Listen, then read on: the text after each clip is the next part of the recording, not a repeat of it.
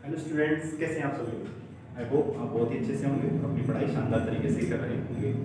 आज की क्लास में हम लोग शुरू करने वाले हैं मैथ्स का एक बहुत ही important topic, that is polynomials. Polynomials पढ़ने से पहले मैं आपको कुछ बेसिक्स बताऊंगा और उसके बाद हम अपने मेन चैप्टर पर आएंगे। ठीक है, चलिए।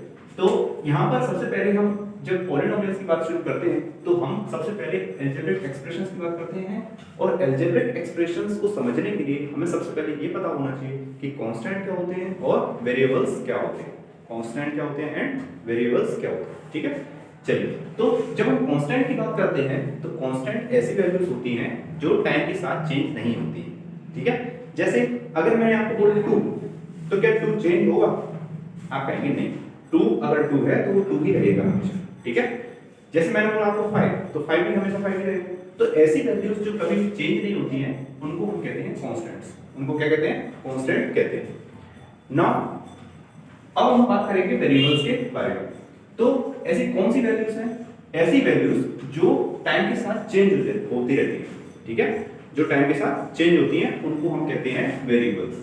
ठीक है, जैसे x, p, z, इन वैल्यूज को हम वेरिएबल्स कहते हैं जो टाइम के साथ चेंज होती रहती है। फॉर एग्जांपल, अगर मान लीजिए मैं एक बकेट का एग्जांपल लूं, एक बाल्टी का एग्जांपल लूं, तो आप देखेंगे कभी हमने उसमें थोड़ा पानी भरा, कभी हमने ज्यादा पानी भर दिया, कभी उसमें बहुत ज्यादा पानी भर दिया, फुल भर दिया। ठीक है, तो क्या उसकी वैल्यू, क्या उसके अंदर जो पानी की वैल्यू है क्या वो फिक्स है? आप कहेंगे नहीं, उसकी पानी की वैल्यू तो कम ज्यादा हो सकती है ना। तो कंडीशन के हिसाब से इसकी वैल्यू कम ज्यादा हो सकती है। और ऐसे ही वेरिएबल, ऐसे ही क्वांटिटी को हम क्या कहते हैं? वेरिएबल्स कहते हैं। तो क्या बात समझ में आई? ऐसी चीज, ऐसी क्वांटिटी जिसकी वैल्यू कभी भी चेंज नहीं होती है उसको हम कहते हैं कांस्टेंट, और ऐसी क्वांटिटी जिसकी वैल्यू चेंज हो सकती है उसको हम कहते हैं वेरिएबल्स। उसको हम क्या कह सकते हैं? वेरिएबल्स कह सकते हैं। ठीक है, अब जब हम वेरिएबल्स की बात करते हैं, कांस्टेंट की बात करते हैं, तो इनसे मिलाकर हम कुछ अलजेब्रिक एक्सप्रेशंस बनाते हैं। जैसे आपने पहले की क्लासेस में भी अलजेब्रिक एक्सप्रेशंस के बारे में देखा होगा कि x² + x + 2, y² + y + 3x, ऐसे कुछ अलजेब्रिक एक्सप्रेशंस के बारे में आपने प्रीवियस क्लासेस में पढ़ा होगा और उनके एडिशन भी सीखा होगा, उनका मल्टीप्लिकेशन भी सीखा होगा। यहाँ पर जब हम अलजेब्रिक एक्सप्रेशंस की बात करते हैं तो यहाँ पर हम कुछ विशेष, कुछ स्पेसिफिक अलजेब्रिक एक्सप्रेशन की बात कर रहे हैं। और जब हम उन स्पेसिफिक अलजेब्रिक एक्सप्रेशन को पढ़ेंगे तो उन्हीं को हम पॉलिनोमियल्स कहेंगे। अब सवाल उठता है कि किस टाइप के अलजेब्रिक एक्सप्रेशंस को हम पॉलिनोमियल कहेंगे। ठीक है, तो इस चीज को समझने के लिए हम वापस आते हैं अपने कोड पर। जैसे मान लीजिए ये एक स्क्वायर है, ये एक स्क्वायर है, और स्क्वायर का जब हम पैरामीटर निकालते हैं तो ये मान लीजिए 2 है, इसकी वैल्यू 2 है, तो 2 2 2 2 इन चारों को मिला देंगे तो स्क्वायर का पैरामीटर कितना आ जाएगा? इसका पैरामीटर आ जाएगा 8। समझ में आया? अब इस 2x की वैल्यू अगर मैंने 2 ली थी तो इसकी वैल्यू मैं 3 भी तो ले सकता हूं। जैसे मैंने अभी बताया कि वेरिएबल की वैल्यू कुछ भी हो सकती है, वेरिएबल की वैल्यू चेंज हो सकती है, तो इसकी वैल्यू ऐसे चेंज होती चली जा सकती है। ठीक है, तो अगर मुझे इसको जनरल फॉर्म में दिखाना है, जनरल फॉर्म में शो करना है कि इसका पैरामीटर क्या होगा, तो इसको मैं सिंपली x के ही फॉर्म में छोड़ दूंगा। इसको मैं क्या करूंगा? सीधे x के ही फॉर्म में छोड़ दूंगा। और जब मैं इसको लिखूंगा पैरामीटर, तो मैंने क्या किया? x x x x, 4 बार x है, चारों बार x को मैंने जब प्लस किया तो ये कितना बन जाएगा? 4x। ये कितना बन जाएगा? 4x। तो ये एक जनरल फॉर्म हो गया जिसमें मैं बता सकता हूं कि जो स्क्वायर है इसका पैरामीटर 4x होगा। अब x की वैल्यू आप कुछ भी डालेंगे तो वो उसके हिसाब से उसका पैरामीटर निकाल के दे देगा। समझ में आया? ये क्या हुआ? ये एक अलजेब्रिक एक्सप्रेशन हुआ। ठीक है, सिमिलरली जब मैं एरिया की बात करता हूं तो स्क्वायर का एरिया कैसे निकालते हैं? Side multiply by side, side multiply by side. तो x मल्टीप्लाई बाय x, तो कितना हो जाएगा? x²। इसका एरिया कितना होगा? x²। जब इसका एरिया x² हो जाएगा तो स्क्वायर की साइड में कुछ भी ले सकता हूं, x की वैल्यू में जितनी दूंगा, जितनी उसकी साइड ले लूंगा, उसके अकॉर्डिंग ये मेरे को आंसर दे देगा। तो ये क्या हुआ? एक जनरल फॉर्म में मैंने लिख दिया, और इसीलिए इसको हम वेरिएबल कह रहे हैं क्योंकि इसकी वैल्यू हम टाइम के साथ धीरे धीरे चेंज कर सकते हैं। ठीक है, अब इसी तरीके से मैं इस तरीके से बहुत सारे अलजेब्रिक एक्सप्रेशंस को बना सकता हूं। जैसे y³ + y + 1, ये भी एक अलजेब्रिक एक्सप्रेशन हुआ। t² + t + 2, ये भी एक अलजेब्रिक एक्सप्रेशन हुआ। तो इस तरीके से मैं बहुत सारे अलजेब्रिक एक्सप्रेशंस को बना सकता हूं। समझ में आया? आप कहेंगे यस। ठीक है। चलिए, अब मैंने बात की थी आपसे कि हम जब इस चैप्टर में पढ़ेंगे तो हम इस चैप्टर में कुछ स्पेशल टाइप के अलजेब्रिक एक्सप्रेशंस को ही पढ़ेंगे, जिनको हम क्या कहते हैं, पॉलिनोमियल्स कहते हैं। तो अब हम इस बात को शुरू करने वाले हैं कि किस टाइप के वो अलजेब्रिक एक्सप्रेशंस होते हैं जिनको हम पॉलिनोमियल्स कहेंगे। ठीक है, तो यहां पर इसकी डेफिनेशन लिखी हुई है। क्या लिखी हुई है? Algebraic expression with whole number exponent. Algebraic expression with whole number exponent मतलब ऐसे अलजेब्रिक एक्सप्रेशंस जिनके जो एक्सपोनेंट है वो हमेशा होल नंबर होंगे, ऐसे अलजेब्रिक एक्सप्रेशन को हम क्या कहेंगे, पॉलिनोमियल्स कहेंगे। उनको हम क्या कहेंगे, पॉलिनोमियल्स कहेंगे। और अगर इस टाइप के अलजेब्रिक एक्सप्रेशन में सिर्फ एक वेरिएबल का यूज होता है, मैंने क्या बोला, अगर इस टाइप के अलजेब्रिक एक्सप्रेशन में सिर्फ एक वेरिएबल का यूज होता है तो इसको हम कहेंगे पॉलिनोमियल्स इन वन वेरिएबल। इसको मैंने क्या कहा, पॉलिनोमियल्स इन वन वेरिएबल। इसका एग्जांपल क्या होगा, जैसे यहीं पर इसके एग्जांपल्स लिखे हुए हैं। जैसे मैंने लिखा x² + 2x + 2, मैंने एक पॉलिनोमियल लिखा। अब इसका जब मैंने एक्सपोनेंट देखा तो एक्सपोनेंट क्या होता है, इसकी पावर को एक्सपोनेंट कहते हैं। इसकी पावर कुछ नहीं है तो 1 मान सकते हैं। ठीक है, तो इसकी पावर 2 है, इसकी पावर 1। क्या 2 और 1 होल नंबर्स में आते हैं? आते हैं, यस बिल्कुल आते हैं। तो 2 और 1 होल नंबर्स में आते हैं। तो ये एक एक्सप्रेशन क्या होगा, ये पॉलिनोमियल इन वन वेरिएबल का एक्सप्रेशन होगा, इसी को हम अलजेब्रिक एक्सप्रेशन। ठीक है, समझ में आया? हां ठीक है, बिल्कुल ओके। अब हम आगे बढ़ते हैं। ठीक है, यहां पर मैंने एक अलजेब्रिक एक्सप्रेशन लिखा है लंबा सा, और इसमें मैं आपको कुछ कुछ कॉन्सेप्ट्स आपको सिखाऊंगा। ठीक है, जैसे ये एक अलजेब्रिक एक्सप्रेशन की जब हम बात करते हैं तो इसमें ये एक एक हिस्से की बात हम करते हैं, और एक एक हिस्से को हम एक एक टर्म कहते हैं। क्या कहते हैं? एक एक टर्म कहते हैं। जैसे यहाँ पर एक हिस्सा है 2x की पावर 4, यहाँ पर एक हिस्सा है 3x की पावर 3, यहाँ पर है 8x की पावर 2, यहाँ पर है 7x, यहाँ पर है 5। तो जब एक एक हिस्से की जब हम बात कर रहे हैं तो इसको हम क्या कह रहे हैं, एक एक टर्म कह रहे हैं।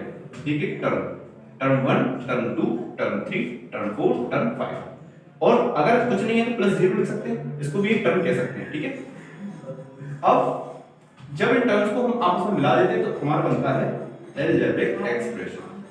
Algebraic expression. ठीक है, अब जब हम टर्म्स की बात करते हैं तो टर्म्स में हमें दो टाइप की चीजें हमें देखने को मिलती हैं, जो हमने सबसे पहले बात की, कांस्टेंट और वेरिएबल्स। ठीक है, तो किसी भी टर्म्स में जो वेरिएबल होता है, वेरिएबल को छोड़कर जो भी कुछ बचता है उसको हम कांस्टेंट कहते हैं।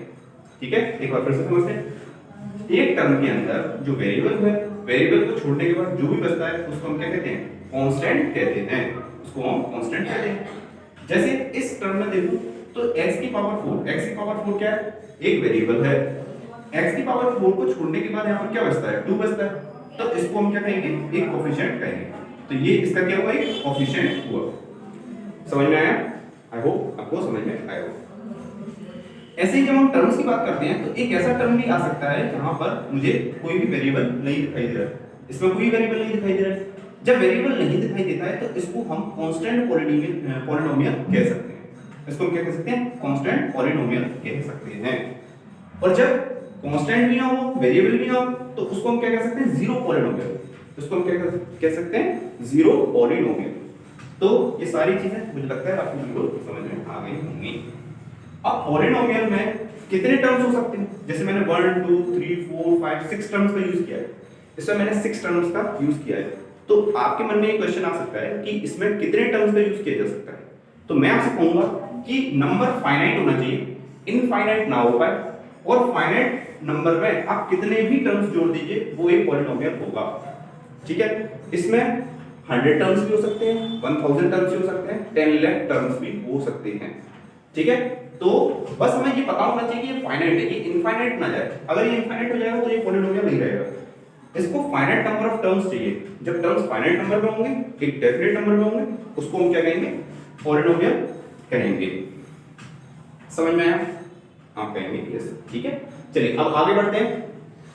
अब जैसे जैसे मैं टर्म्स के नंबर्स को ऊपर बढ़ाता जाता हूं तो उसमें कुछ स्पेसिफिक हमने नाम उसमें दिए हुए हैं। ठीक है, जैसे मान लीजिए अगर एक अलजेब्रिक एक्सप्रेशन है और अलजेब्रिक एक्सप्रेशन में अगर वन टर्म का यूज किया गया, सिर्फ एक टर्म का यूज किया गया, तो उसको हम क्या कहेंगे, मोनोमियल्स कहेंगे। उसको हम क्या कहेंगे, मोनोमियल्स कहेंगे। सेकंड, अगर टू टर्म का यूज किया गया तो उसको हम बायनोमियल्स कहेंगे। उसको हम क्या कहेंगे, बायनोमियल्स कहेंगे। ठीक है, अगर 3 टर्म्स का यूज किया गया है तो उसको हम कहेंगे ट्राइनोमियल्स। उसको हम क्या कहते हैं? ट्राइनोमियल्स कहते हैं। चलिए ये भी बात समझ में आई। नाउ अब एक बात ये समझेंगे कि इस पर अभी हमने बात की थी, एक्सपोनेंट की बात की थी। एक्सपोनेंट क्या बोला था मैं? जो इसकी पावर होती है उसको हम क्या बोलते हैं? एक्सपोनेंट बोलते हैं। एक्सपोनेंट बोलते हैं। अब highest power of the variable in एक पॉलिनोमियल, उसको हम डिग्री ऑफ द पॉलिनोमियल कहते हैं। ये बहुत ही इंपॉर्टेंट टर्म्स है, डिग्री ऑफ द पॉलिनोमियल। ठीक है, जो हाईएस्ट टर्म होता है किसी भी पॉलिनोमियल में, हाईएस्ट जो variable, highest power of the variable in polynomial, किसी भी पॉलिनोमियल में जो हाईएस्ट पावर होती है वेरिएबल की, उसको हम क्या कहते हैं? डिग्री ऑफ द पॉलिनोमियल कहते हैं। डिग्री ऑफ द पॉलिनोमियल कहते हैं। जैसे वापस इस एग्जांपल में आकर देखते हैं। इस एग्जांपल में इसकी डिग्री अगर मुझे बताना है तो इसकी हाईएस्ट पावर किस वेरिएबल में आ रही है? तो इस वेरिएबल में इसको हाईएस्ट पावर दिखाई दे रही है, और पावर कितनी है? 4। तो इसको मैं क्या बोलूंगा? ये इस पूरे अलजेब्रिक एक्सप्रेशन की डिग्री हो गई। ये 4 क्या हुई? इस पूरे अलजेब्रिक एक्सप्रेशन की डिग्री हो गई। समझ में आया? आप कहेंगे यस। ठीक है, चलिए नेक्स्ट पॉइंट क्या हुआ? Degree of non zero constant polynomial is 0। इस लाइन का मतलब क्या हुआ? जैसे मान लीजिए नॉन जीरो कांस्टेंट क्या होता है? नॉन जीरो कांस्टेंट क्या होगा? जैसे मान लीजिए 2 लिया मैंने, 2, तो क्या ये 0 है? आप कहेंगे नहीं। तो ये क्या है? तो ये कांस्टेंट है जो 0 नहीं है। ये कांस्टेंट है जो 0 नहीं है। इसकी डिग्री हमेशा 0 मानी जाती है। इसकी डिग्री 0 मानी जाती है। क्यों?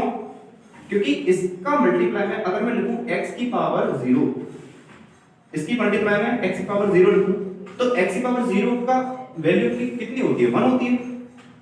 होती है कि नहीं? x की पावर 0 की वैल्यू कितनी होती है? 1।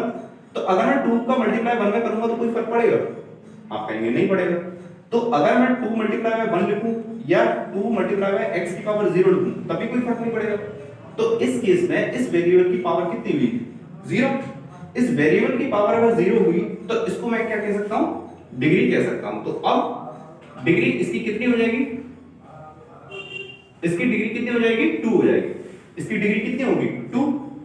तो इसीलिए इसमें बोला गया है कि नॉन जीरो जो कांस्टेंट होते हैं, सॉरी डिग्री 0 नहीं होगी, डिग्री 0 हो जाएगी। 0, इसकी डिग्री कितनी हो जाएगी? 0 हो जाएगी। ठीक है, तो इसीलिए हम कह सकते हैं कि ये नॉन जीरो कांस्टेंट की जो डिग्री होती है उसको हम उसकी डिग्री 0 होती है। समझ में आया? जो नॉन जीरो कांस्टेंट की डिग्री होगी वो 0 होगी, क्योंकि उसको हम x की पावर 0 के मल्टीप्लाई में लिख सकते हैं, और x की पावर 0 की वैल्यू 1 होती है। ठीक है, और x की पावर 0 की वैल्यू 1 होती है, इसीलिए हम किसी कांस्टेंट के मल्टीप्लाई में इसको लिख सकते हैं। और डिग्री की डेफिनेशन हमने क्या पढ़ी थी कि किसी भी वेरिएबल की जो पावर होती है, हाईएस्ट पावर, उसको हम उसकी डिग्री कहते हैं। तो इसकी पावर कितनी है? 0 है। इसकी पावर अगर 0 है तो इसकी डिग्री 0 हो जाएगी। इसीलिए हम कहते हैं कि degree of non zero constant polynomial की 0 होती है। क्या समझ में आया आपको? आप कहेंगे यस। ठीक है, चलिए नेक्स्ट, डिग्री 1 लीनियर पॉलिनोमियल। अगर किसी अलजेब्रिक एक्सप्रेशन की डिग्री 1 है तो उसको हम कहते हैं लीनियर पॉलिनोमियल। अगर किसी एक्सप्रेशन की डिग्री 1 है तो उसको हम क्या कहते हैं? लीनियर पॉलिनोमियल कहते हैं। अगर किसी की डिग्री 2 है तो उसको हम कहते हैं क्वाड्रेटिक पॉलिनोमियल। उसको हम क्या कहते हैं? Quadratic polynomial. उसको कहते हैं क्वाड्रेटिक पॉलिनोमियल। ठीक है, अगर किसी कांस्टेंट की डिग्री 3 है तो उसको हम कहते हैं क्यूबिक पॉलिनोमियल। उसको हम कहते हैं क्यूबिक पॉलिनोमियल। ठीक है, समझ में आया? चलिए, तो ये आपके कुछ कॉन्सेप्ट थे जो कंप्लीट हो चुके हैं। अब चलिए इस पर कुछ क्वेश्चंस देखते हैं।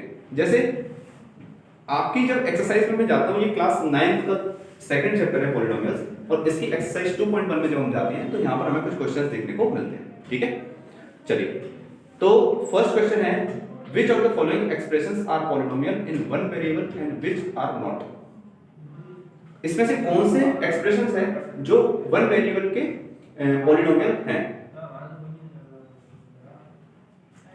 और कौन से नहीं हैं?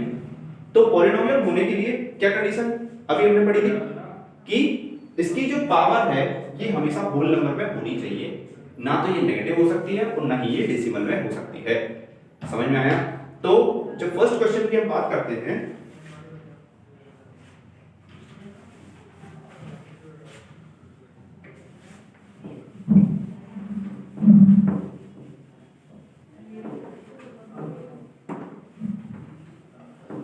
जब हम फर्स्ट क्वेश्चन की बात करते हैं तो इसमें लिखा हुआ है 4x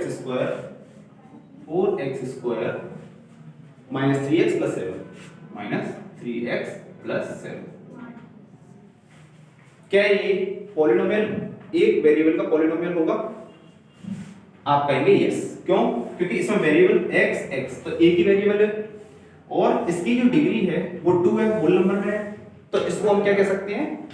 एक one polynomial in one variable, इसको हम कह सकते हैं, इसका मतलब ये होगा। ठीक है। सेकंड क्वेश्चन है y² प्लस रूट 2 क्या ये variable one variable polynomial in one variable होगा? तो आप कहेंगे यस, ये भी पॉलिनोमियल इन वन वेरिएबल होगा क्योंकि इसमें वेरिएबल एक ही है y और इसकी जो पावर है वो 2 है, एक होल नंबर है, इसीलिए ये भी पॉलिनोमियल इन वन वेरिएबल होगा। ठीक है। चलिए थर्ड 3√t प्लस t√2 क्या ये पॉलिनोमियल इन वन वेरिएबल होगा? तो वेरिएबल जब हमने देखी तो वेरिएबल तो एक ही है, पर इसकी जब मैं पावर देखूंगा तो रूट का मतलब क्या होता है? t की पावर 1/2, तो ये होल नंबर नहीं है, और जब ये होल नंबर नहीं है तो इसीलिए ये पॉलिनोमियल इन वन वेरिएबल नहीं होगा क्योंकि ये इस कंडीशन को सेटिस्फाई नहीं कर रहा है कि इसकी जो पावर है वो एक्सपोनेंट है, वो होल नंबर, जो एक्सपोनेंट है वो होल नंबर होना चाहिए। ये कंडीशन फुलफिल नहीं कर रहा है, इसीलिए ये पॉलिनोमियल इन वन वेरिएबल नहीं होगा। समझ में आया? नेक्स्ट y प्लस 2/y क्या ये पॉलिनोमियल इन वन वेरिएबल होगा? तो वेरिएबल तो वन ही है, पर ये यहां पर जब मैं y को ऊपर लेकर जाऊंगा तो क्या हो जाएगा? y प्लस 2 इंटू y की पावर -1। जब पावर -1 हो जाएगा तो -1 पावर होने की वजह से ये पॉलिनोमियल इन वन वेरिएबल नहीं रह जाएगा क्योंकि ये इस कंडीशन में फेल हो जाएगा कि होल नंबर होना चाहिए, एक्सपोनेंट क्या होना चाहिए? होल नंबर होना चाहिए। ये होल नंबर नहीं है, ये नेगेटिव नंबर है, इसीलिए ये नहीं होगा। आई होप आपको समझ में आया होगा। चलिए नेक्स्ट क्वेश्चन में पूछ रहा है कि right the coefficient of x² in each of the following. x² का कोएफिशिएंट हमें बताना है, x² का कोएफिशिएंट हमें बताना है। देखिए जब मैंने आपसे पूछा कि x² का कोएफिशिएंट हमें बताना है तो अभी हमने थोड़ी देर पहले पढ़ा था कि x² एक वेरिएबल होगा और इसके साथ जो भी कांस्टेंट लिखा होगा उसी को हम इसका कोएफिशिएंट कहेंगे। इसके साथ जो भी वेरिएबल होगा, जो भी कांस्टेंट होगा, उसको हम इसका क्या कहेंगे? कोएफिशिएंट कहेंगे। समझ में आया? जैसे इस पूरे अलजेब्रिक एक्सप्रेशन में मैं आपसे पूछूं कि x² का कोएफिशिएंट क्या है, तो x² कहां पर है? ये रहा। ठीक है। इसके साथ क्या मल्टीप्लाई है? 8, तो यहां पर हम प्लस का 8 ले लेंगे, प्लस का 8, और यही क्या हो जाएगा? इसका कोएफिशिएंट हो जाएगा। ये क्या होगा? इसका कोएफिशिएंट होगा। ठीक है। जैसे क्वेश्चन में दिया हुआ है 2 plus x² plus x, 2 plus x² plus x, इसमें x² का कोएफिशिएंट क्या होगा? तो ये रहा x², इसके साथ कुछ नहीं है तो मैं मल्टीप्लाई 1 लिख सकता हूं कि नहीं? जब इसके साथ कुछ नहीं है तो मैं मल्टीप्लाई में 1 लिख सकता हूं। आप कहेंगे यस। जब मैं मल्टीप्लाई में 1 लिख सकता हूं तो x² के साथ क्या कांस्टेंट आ गया? 1, तो इसीलिए इसका x² का कोएफिशिएंट क्या होगा? 1 होगा। x² का कोएफिशिएंट क्या होगा? 1 होगा। समझ में आया? सेकंड 2 x² प्लस x³, इसमें x² का कोएफिशिएंट क्या होगा? तो इसमें x² का कोएफिशिएंट यहां पर फिर से कोई भी कोएफिशिएंट, कोई भी कांस्टेंट हमें दिखाई नहीं दे रहा। जब कोई भी कांस्टेंट हमें दिखाई नहीं देगा तो हम मल्टीप्लाई 1 मानेंगे, और जब मल्टीप्लाई 1 मानेंगे तो ये माइनस होने की वजह से -1 इसका कोएफिशिएंट आ जाएगा। तो x² का जो कोएफिशिएंट है वो -1 होगा। -1 क्यों होगा? क्योंकि इसके मल्टीप्लाई में जब मैं 1 मानूंगा तो ये माइनस की वजह से वो 1 भी माइनस का हो जाएगा। तो इसका कोएफिशिएंट क्या है? 1, इसका कोएफिशिएंट क्या है? -1। समझ में आया? Next question π/2 x² plus x, π/2 x² plus x, इसमें x² का कोएफिशिएंट क्या है? ये क्लियरली हमें दिख रहा है, π/2 क्लियरली हमें दिखाई दे रहा है। x² का जो कोएफिशिएंट है वो क्लियरली हमें π/2 दिखाई दे रहा है, तो यहां पर कोएफिशिएंट क्या हो जाएगा? π/2। ठीक है। √2x - 1, √2 x minus 1। इसमें x स्क्वायर का कोफिशिएंट क्या होगा? अब आप कहेंगे सर इसमें तो x स्क्वायर है ही नहीं, तो इसमें कोफिशिएंट कैसे निकालूं? सही बात है बिल्कुल। तो क्या मैं इसमें प्लस 0 करूं तो कोई दिक्कत है? आप मुझे बताइए, इसमें अगर मैं प्लस 0 लिख दूंगा इसके साथ तो क्या कोई दिक्कत है? नहीं है दिक्कत। जब मैं 0 लिख सकता हूं तो 0 मल्टीप्लाई बाय x स्क्वायर भी तो लिख सकता हूं, क्योंकि 0 के साथ जब x स्क्वायर का मल्टीप्लाई होगा तो भी ये 0 बन जाएगा, और 0 को जब मैं इस टर्म के साथ प्लस करूंगा तो कोई फर्क नहीं पड़ेगा, नहीं पड़ेगा ना। तो x स्क्वायर का अब मल्टीप्लाई में क्या आ गया? 0। तो इस केस में x स्क्वायर का जो कोफिशिएंट होगा वो क्या हो जाएगा? 0 हो जाएगा। कोफिशिएंट ऑफ x स्क्वायर कितना हो जाएगा? 0 हो जाएगा। ठीक है, समझ में आया? क्या था इसमें केवल क्वेश्चन में हमें इतना टर्म दिया हुआ था, इसमें x स्क्वायर था ही नहीं। जब x स्क्वायर नहीं था तो हम x स्क्वायर का कोफिशिएंट कैसे बताएं? x स्क्वायर का कोफिशिएंट बताने के लिए हमने क्या किया, इस टर्म के साथ प्लस 0 कर दिया, क्योंकि प्लस 0 करेंगे तो उससे इसमें कोई फर्क नहीं पड़ेगा। प्लस 0 करने से किसी भी टर्म में हम प्लस 0 करें या माइनस 0 करें उससे कोई फर्क नहीं पड़ता है। अब प्लस 0 जब हम करेंगे तो प्लस 0 अगर 0 के साथ कुछ मल्टीप्लाई करते हैं तब भी वो 0 ही होता है। तो अगर मैंने 0 के साथ x स्क्वायर का मल्टीप्लाई यहां पर लिख दिया, अब x स्क्वायर मल्टीप्लाई बाय 0 ये आ गया, x स्क्वायर के साथ क्या कांस्टेंट हमें दिखाई दिया? 0। तो इसीलिए इसका कोफिशिएंट अब कितना आ जाएगा? 0 आ जाएगा। समझ में आया? आपको समझ में आ गया होगा। Give one example each of the binomial of degree 35 and a monomial of degree 100। हमें एक एग्जांपल बताना है जिसमें बाइनोमियल हो 35 डिग्री का और एक मोनोमियल हो डिग्री 100 का। सबसे पहले बाइनोमियल क्या होता है? अभी हमने यहां पर देखा, देखो बाइनोमियल का मतलब होता है जिसमें 2 टर्म्स हो, जिसमें कितने हो? 2 टर्म्स हो, और डिग्री कितनी पूछा है? 35, डिग्री 35 है। तो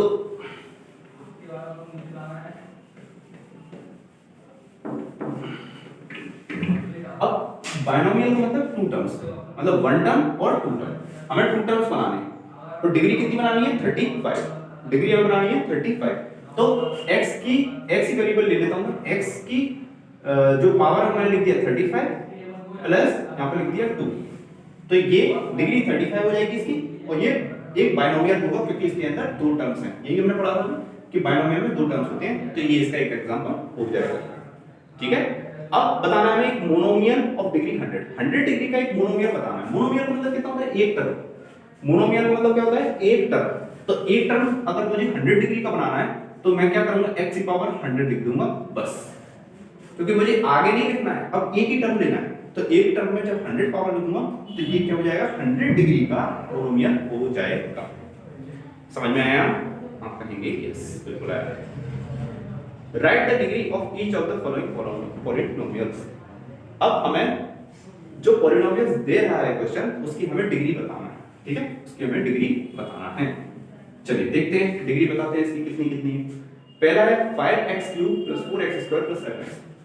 5x³ + 4x² + 7x। डिग्री क्या होता है? अभी हमने देखा था, डिग्री का मतलब होता है हाईएस्ट पावर किसी अलजेब्रिक एक्सप्रेशन में जो वेरिएबल की हाईएस्ट पावर होता है वो उसकी डिग्री होता है।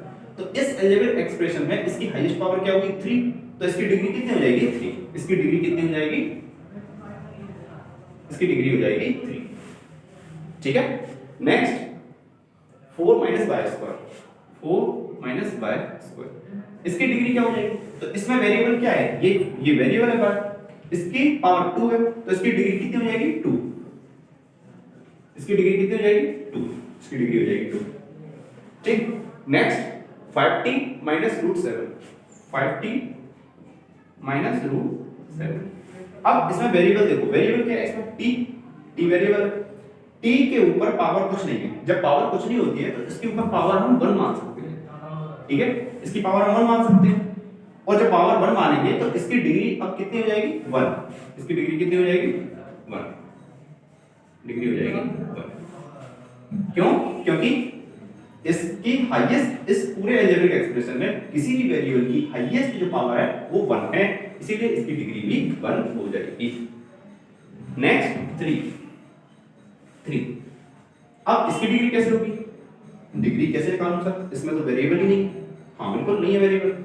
तो अगर किसी कांस्टेंट में वेरिएबल नहीं होता है तो उसकी डिग्री हम 0 मान सकते हैं, क्योंकि इसके मल्टीप्लाई में 1 से लिख सकता हूं कि 3 मल्टीप्लाई बाय 1, क्या ऐसा मैं लिख सकता हूं उसको? बिल्कुल लिख सकते हैं, क्योंकि 3 का मल्टीप्लाई 1 में करेंगे तो 3 ही आएगा। अब 1 को अगर मैं ऐसे लिखूं 3 मल्टीप्लाई बाय x की पावर 0, जब किसी भी चीज की पावर 0 होती है तो उसकी वैल्यू 1 आती है। उसकी वैल्यू क्या आती है? 1।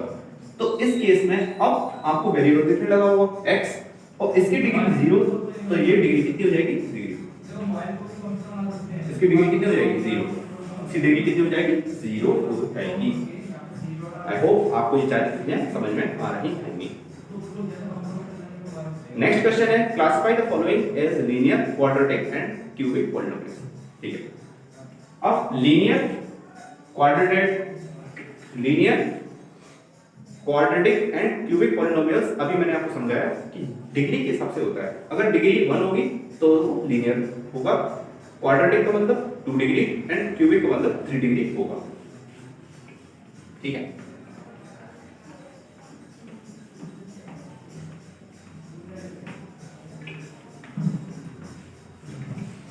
चलिए फर्स्ट क्वेश्चन है x स्क्वायर प्लस x। इस टर्म में, इस अलजेब्रिक एक्सप्रेशन में आपको हाईएस्ट डिग्री कितनी दिखाई दे रही है? 2। हाईएस्ट डिग्री कितनी दिखाई दे रही है? हाईएस्ट डिग्री क्या, हाईएस्ट पावर कितनी दिखाई दे रही है? 2। तो इसकी डिग्री कितनी हो जाएगी? 2। और जब डिग्री 2 होती है तो उसको हम क्या कहते हैं? क्वाड्रेटिक कहते हैं। उसको हम क्या कहते हैं? क्वाड्रेटिक कहते हैं। ये हो जाएगी क्वाड्रेटिक। समझ में आया? आप कहेंगे यस। दूसरा x माइनस एक्स क्यूब, इसमें आप देखेंगे इसकी हाईएस्ट पावर कितनी है? वेरिएबल की हाईएस्ट पावर 3 है, तो इसको हम क्या कहेंगे? इसकी डिग्री कितनी हो जाएगी? 3। और जब डिग्री 3 होगी तो उसको हम क्या कहेंगे? क्यूबिक कहेंगे। उसको हम क्या कहेंगे? Cubic polynomial. इसको क्या कहेंगे? Cubic polynomial. क्यूबिक पॉलिनोमियल कहेंगे। ठीक है, next y plus y square plus 4, y plus y square plus 4। इस अलजेब्रिक एक्सप्रेशन में अगर मैं आपको बताऊं तो इसकी डिग्री कितनी होगी? अब डिग्री का मतलब हमने क्या पढ़ा कि वेरिएबल की हाईएस्ट पावर, वेरिएबल की हाईएस्ट पावर क्या होगी? 2, क्योंकि ये वेरिएबल है, ये भी वेरिएबल है। इस वेरिएबल की पावर है 1, इस वेरिएबल की पावर है 2। तो जिस वेरिएबल की हाईएस्ट पावर होती है वो उसकी डिग्री मानी जाती है। तो इसकी डिग्री कितनी हो जाएगी? 2। और डिग्री जब 2 होती है तो उसको हम क्या कहते हैं? क्वाड्रेटिक कहते हैं। उसको हम क्या कहते हैं? क्वाड्रेटिक कहते हैं। हम क्वाड्रेटिक क्यूब से डिनोट करेंगे। ठीक है, ये कौन सा पॉलिनोमियल है? Quadratic polynomial. ठीक है, तो आई होप आपको ये पूरा चैप्टर समझ में आया होगा। बाकी के बचे क्वेश्चंस आप खुद प्रैक्टिस करेंगे और आंसर मैच करेंगे। ठीक है, ऑल द बेस्ट।